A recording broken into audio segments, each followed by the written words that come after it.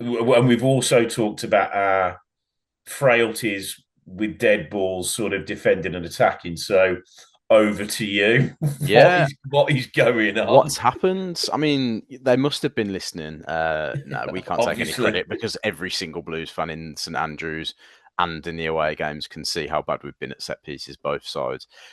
I don't know if well, I think it's a mixture today. I think we came up against a team who were just equally as bad as us in terms of defending set pieces. So that was refreshing to see that we're not alone. But also, in terms of from an attacking point of view, I just have to take my hat off to anybody who put a set piece into the box today because they just put everything perfect. And when I yeah, say perfect, I mean that second one from Cochrane, that free kick for Clara's header, you could literally not draw a line better suited for that from that position. It was just perfect. When everybody looks around and they're just expecting a flag to come up. yeah. It was just absolutely spot on. So yeah, credit to Cochrane for both of his, for Doyle for his as well. I think even the ones where we didn't score or didn't get a shot off, they were still really, really good deliveries, and it was really nice to see. And I think Davis talked about it in his post-match press conference as well, saying they've been working on it. The problem is he said that for 2 years that they've been working on them, but it's nice to actually see in our last two wins, 4 out of our 5 goals have come from set pieces. So bring it on.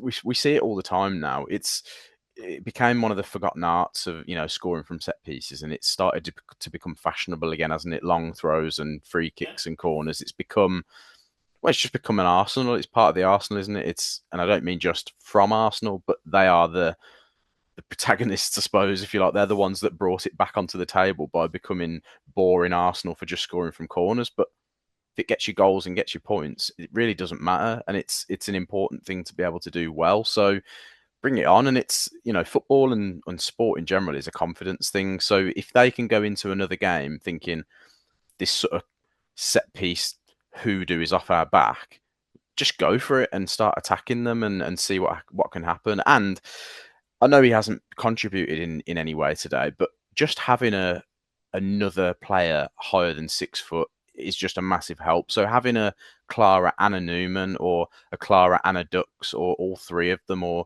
having players that can actually be a threat that just gives the opposition something else to think about. Because, it's probably quite easy for a lot of our games so far this season that all they've really got to do is stop Clara getting on the end of it.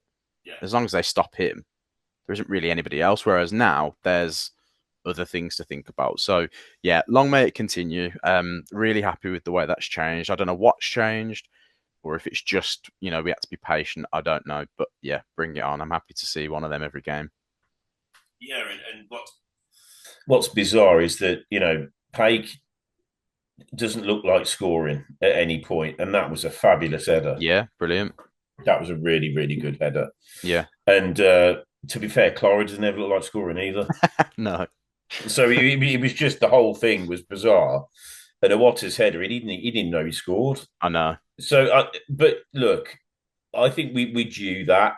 Yeah, I did say on the pod I thought we'd win 3-1. That was a bit tongue in cheek, but as the game went on, then yes, 3 dead balls, but Jesus, we had I would say 5 bolt-on chances oh during god, that yeah. game. It was crazy. So thank God we scored from the dead balls Yeah, because we just weren't taking our chances.